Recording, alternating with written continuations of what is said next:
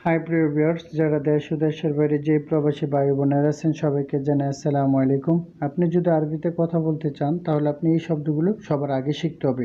তো ধৈর্য সহকারে সম্পূর্ণ ভিডিওটি দেখুন, ইনশাআল্লাহ আরবিতে কথা বলতে পারবেন। তো চলুন ভিডিওটি শুরু করা যাক। হাদা এর বাংলা হচ্ছে এটা, এটাকে আরবিতে বলা হয় হাদা। রাকিব এর বাংলা হচ্ছে রাখা, রাখাকে আরবিতে বলা হয় রাকিব। হেনা এর বাংলা হচ্ছে এখানে, এখানেকে আরবিতে বলা হয় হেনা। মুশকিলা এর বাংলা হচ্ছে সমস্যা, সমস্যাকে আরবিতে বলা হয় মুশকিলা। মুমকিন এর বাংলা হচ্ছে সম্ভবত, সম্ভবতকে আরবিতে বলা হয় মুমকিন। গিদর, গিদর এর বাংলা হচ্ছে পাতিল, পাতিলকে আরবিতে বলা হয় গিদর।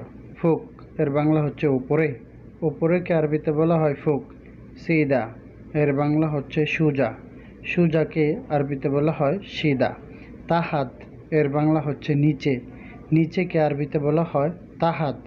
এমসি এর বাংলা হচ্ছে হাঁটা, হাঁটাকে আরবিতে বলা হয় এমসি।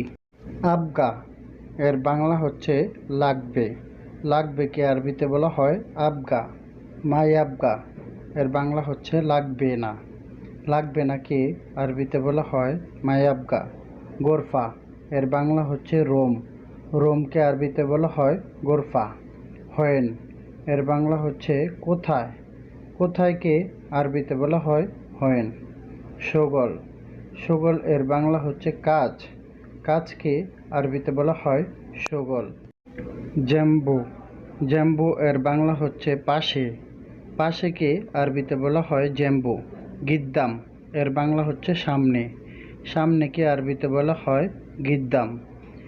এছাড়াও, এছাড়াও এর বাংলা হচ্ছে বাজে, বাজেকে আরবিতে বলা হয় এছাড়াও। ইয়ামিন এর বাংলা হচ্ছে ডানে, ডানেকে আরবিতে বলা হয় ইয়ামিন। ইয়াল্লাহ এর বাংলা হচ্ছে চলো, চলোকে আরবিতে বলা হয় ইয়াল্লাহ। সম্পূর্ণ ভিডিওটি ওয়াচ করার জন্য সুমন একাডেমির পক্ষ থেকে সবাইকে অসংখ্য ধন্যবাদ। তো লাইক কমেন্ট শেয়ার করে পাশে থাকবেন।